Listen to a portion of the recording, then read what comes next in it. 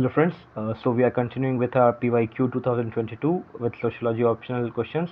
So this is the second question of today. Let's dive down to the question and understand it very well. पहला question ये इन्होंने ये कहा है कि what aspects of enlightenment do you think pave way for emergence of sociology. ये सभी को मालूम होता है, पहला चैप्टर होता है, सभी के अच्छे से पढ़ते हैं, सभी को क्वेश्चंस तो मालूम हो गया होगा, समझ आ गया होगा एनलाइटनमेंट कैसे हम लोगों का एमरजेंस ऑफ सोशियोलॉजी में हेल्प करता है। ठीक है, एमरजेंस ऑफ सोशियोलॉजी तो बाद में हुआ, एनलाइटनमेंट पहले आया था इधर, उसके बाद ही इसका जो आफ्टर इफेक्ट हुआ उसकी वजह से सोशियोलॉजी का जन्म हुआ है। ठीक है, तो इसलिए हम लोग को एलैबोरेट करने के लिए कहा गया, ये कीवर्ड है यहाँ पे, समझ गए हम लोग। अभी आगे देख सकते हैं, पहला तो क्या है, कुछ मैं आपको क्लियर कर लूँ यहाँ पे, जो की टर्म्स है ना यहाँ पे वो सोशियोलॉजिकल की टर्म्स है, जिसको आप लोग डायरेक्टली पुट करना अपने आंसर्स में, तो ये आपका आंसर को यूनिक बना देगा सोसाइटी के आंसर से। ठीक है, तो this is the main difference what we actually explore in our society and sociology answers. ठीक है, तो अभी आगे बढ़ते हैं।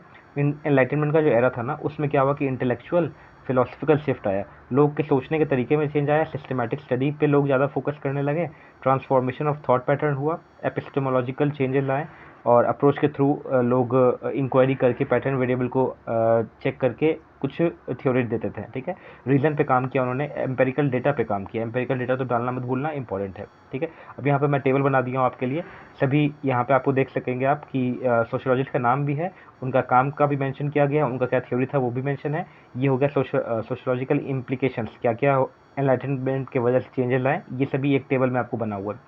हर जो थ्योरिस्ट है ना, हर जो सोशियोलॉजिस्ट है, उनका क्या अप्रोच है, उसके साथ साथ आपको सब टेबल में एक जगह पे मिल जाएगा, तो आपको रिवीजन में बहुत आसानी होगी। तो मैं आपको बता देता हूँ टेबल को कैसे पढ़ना है, और डिटेल भी कर दूंगा इसमें। तो पहले देख लेते हैं एस्पेक्ट ऑफ एनलाइटनमेंट। क्या पहला क्या हुआ कि रीज़न पे लोग काम करने लगे, पहले लोग कहते थे ना ब्लाइंडली फॉलो करते थे चीज़ों को, अभी क्या हो गया कि रीज़न पे फॉलो कर रहे हैं, क्या रीज़न है इस चीज़ का, ऐसे क्वेश्चन करना शुरू कर दिए, रैशनैलिटी के बारे में काम करना शुरू कर दिए, पूछने लगे। ठीक है, इसकी वजह से क्या सोशियोलॉजिकल इंप्लीकेशन आया, पहला तो क्या हुआ कि systematic analysis of societal problem होने लगा। अब ऐसा नहीं कि मतलब लाइक ये क्यों होता है तो उसका कुछ हम लोग रिलीजियस आंसर दे रहे हैं, इस तरीका का नहीं, सोच समझ के एक रैशनल आंसर, एक रैशनल अप्रोच के थ्रू आंसर देना, इस तरीका का इम्प्लीकेशन, इस तरीका का सोशल चेंजेस लाया यहाँ पे। अब रिलेवेंट सोशियोलॉजिस्ट कौन होंगे यहाँ पे, तो ऑगस्ट कॉम्टे होंगे। इन्होंने ये कहा था, थ्योरी ऑफ पॉजिटिविज्म दिया था इन्होंने। अब थ्योरी ऑफ पॉजिटिविज्म क्या होता है, ये भी कंसेप्ट थोड़ा समझ लो, रिविजन हो जाएगा एक तरीका से। मतलब क्या है कि एम्पेरिकल डेटा पे हम लोग बिलीव करके then we come at a conclusion. ठीक है, तो ये क्वेश्चन करके उसका आउटपुट लेके फिर अगेन क्वेश्चन करके, इस तरीका का। तो उन्होंने क्या कि एम्पेरिकल ऑब्जर्वेशन किया, साइंटिफिक मेथड के थ्रू सोसाइटी को स्टडी करने का उन्होंने बात किया था। ठीक है, इनका काम जो है, इनका वर्क है कोर्स ऑफ पॉजिटिव फिलोसफी। ठीक है, इसको जरूर नोट डाउन कर लेना, एक तरीका का वैल्यूएडिशन पॉइंट है आपके आंसर को बूस्ट करने के लिए। ठीक है, तो अब दूसरा आ जाते हैं एम्पेरिकल ऑब्जर्वेशन। पहला तो हम लोग रैशनैलिटी रीजन कर लिए, दूसरा हो गया एम्पेरिकल ऑब्जर्वेशन और साइंटिफिक मेथड। एम्पेरिकल ऑब्जर्वेशन मतलब क्या होता है कि डेटा कलेक्ट करके, बातचीत करके, डेटा कलेक्ट हुआ, दूसरे दूसरे डायमेंशन से डेटा कलेक्ट हुआ, हर डिफरेंट डायमेंशन से, देन इसको इन्फॉर्मेशन में हम लोग क्रिएट किए। कल जो मैंने बताया आपको डेटा और इन्फॉर्मेशन का डिफरेंस, अगर नहीं देखे हो तो प्रीवियस वीडियो देख सकते हो, कल के वीडियो देख सकते हो। ठीक, अभी आ जाओ, एम्पेरिकल ऑब्जर्वेशन किया हम लोगों ने साइंटिफिक मेथड के थ्रू। अब इसके कारण क्या हुआ कि साइंटिफिक मेथोडोलॉजी डेवलप हुआ।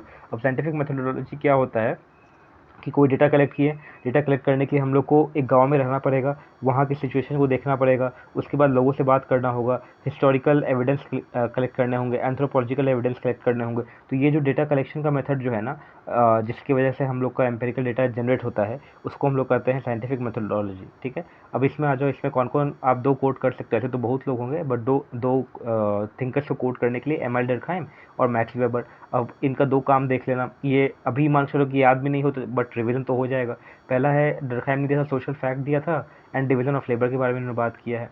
ठीक है, अब सोशल फैक्ट का इन्होंने कहाँ दिया था, division of labour in society, इनका काम है, इनका बुक का नाम है, इसको जरूर याद रख लेना। ठीक है, इनका जो काम है। अब इन्होंने ये क्या कहा था कि अंडरस्टैंडिंग द सोसाइटल स्ट्रक्चर को अंडरस्टैंड करने के लिए सोशल फैक्ट इन्होंने ये कहा था कि सोशल फैक्ट हमारा क्या होता है, इंस्टीट्यूशंस होते हैं, वो हम लोग को डिक्टेट करते हैं कि किस तरीका से इंडिविजुअल का बिहेवियर होगा। ये आगे के कंसेप्ट में आपको क्लियर हो जाएगा।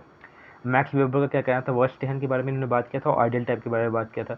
वर्स्टेहन मतलब क्या होता है, अंडरस्टैंडिंग, एक तरीके का एम्पैथी भी कह सकते हैं इसको, कि किस तरीके से आप दूसरे की समस्या को समझ रहे हैं, और आइडियल टाइप के बारे में इन्होंने बात किया, ठीक है। तो ये सब क्या हो गया ना, एम्पेरिकल एविडेंस है, लाइक डेटा कलेक्ट किया, फिर इन्होंने कुछ आउटकम अपना दिया था।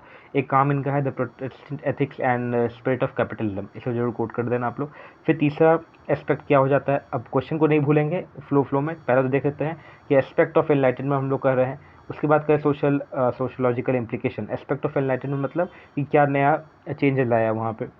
तो अभी हो गया इंडिविजुअलिज्म के बारे में लोग बात करना शुरू किए, और सोशल कॉन्टैक्ट थ्योरी के बारे में बात करना शुरू किए। इसकी वजह से क्या हुआ ना कि सोशल डायनेमिक्स में चेंजेस लाए, और हम लोग इंडिविजुअल राइट्स के बारे में ज़्यादा कंसर्न हो गए, ठीक है। अब इसको किस थिंकर्स ने दिया है, तो लॉक, रूसो और हॉब्स ने दिया है। तो लॉक का क्या आइडिया है, इंडिविजुअल राइट्स के बारे में उन्होंने कहा है। रूसो ने क्या कहा है, सोशल कॉन्ट्रैक्ट के बारे में उन्होंने कहा है।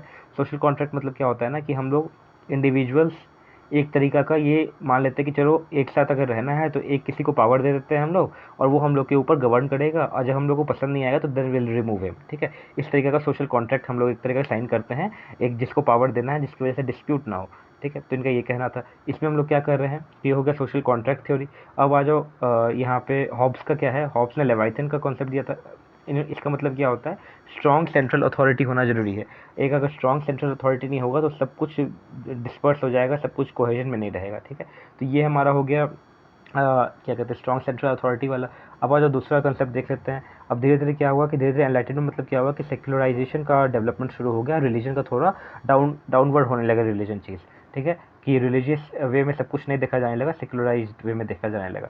अब पहला क्या हो गया कि यहाँ पे क्या होगा, secularisation and the critic of tradition. Critic करने लगे लोग अपने ट्रेडिशन को कि नहीं ये साइंटिफिक वे में हम लोग देखते हैं तो ये कुछ और ही आता है, ठीक है। तो इसमें क्या हो जाएगा कि examination of societal norms beyond religious framework. पहले ये होता था कि अगर कुछ प्रॉब्लम आया है, अगर लाइक कुछ हेल्थ में इश्यूज है, तो ये रिलीजियस से लोग कनेक्ट कर लेते थे कि इसकी वजह से हुआ होगा, कुछ और देख लो। अब क्या होने लगा कि लोग ये कहने लगे कि कुछ ख़राब खाए होंगे या फिर कुछ इन्फेक्शन हो गया, वो इस तरह का लोग बात करना शुरू कर दिए, ठीक है।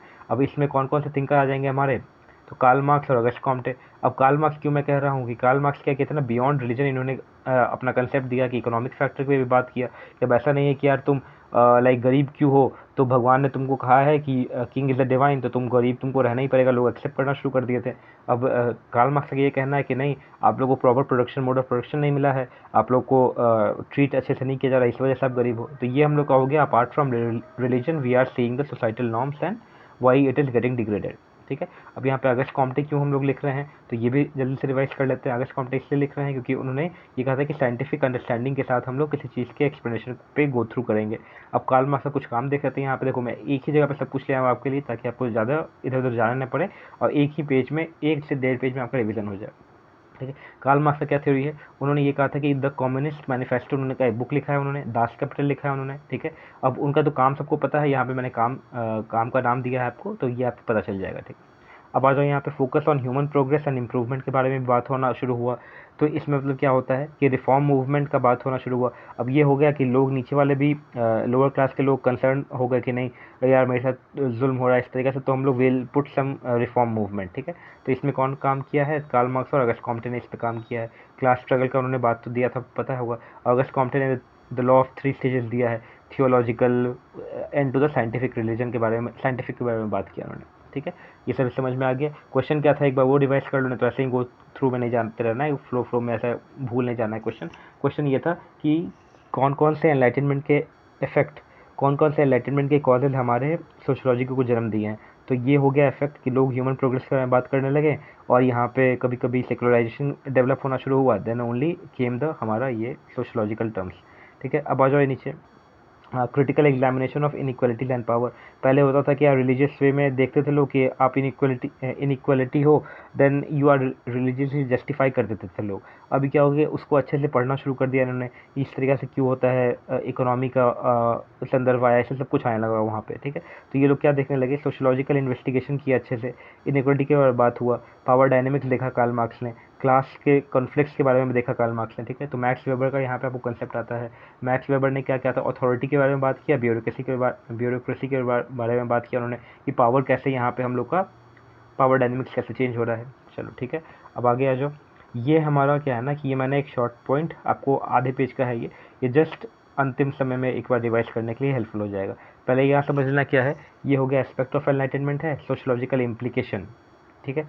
रीज़न रैशनैलिटी तो पता चल गया, systematic analysis, faith based explanation से हम लोग एम्पेरिकल पे आ गए, ठीक है। Empirical observation and scientific method, यहाँ पे साइंटिफिक मेथडोलॉजी हम लोग अपनाना शुरू कर दिए। एम्पेरिकल रिसर्च टेक्निक के थ्रू हम लोग चेंजेस अपनाना शुरू किए यहाँ पे, ठीक है। इंडिविजुअलिज्म के बारे में बात हुआ यहाँ पे, इंडिविजुअल राइट्स और सोसाइटल स्ट्रक्चर के बारे में बात हुआ, सेक्युलराइजेशन हुआ, सोसाइटल नॉर्म्स बियॉन्ड रिलीजन हुआ, इकोनॉमी के से रिलेट करके हम लोग देखने लगे कि यार हम लोग पुअर क्यों हैं, ठीक है। ह्यूमन प्रोग्रेस के बारे में बात हुआ यहाँ पे, रिफॉर्म मूवमेंट, ठीक है। सब कुछ सेम है बट एक पॉइंट आपको यहाँ पे एक शॉर्ट फ्रेमवर्क में आपको डिफाइन किया गया, ठीक है। तो hope I am clear with this topic और दिस क्वेश्चन। तो यहाँ पे इसको एंड करेंगे और then will move into the next question. See you soon and stay tuned with the videos. Thank you.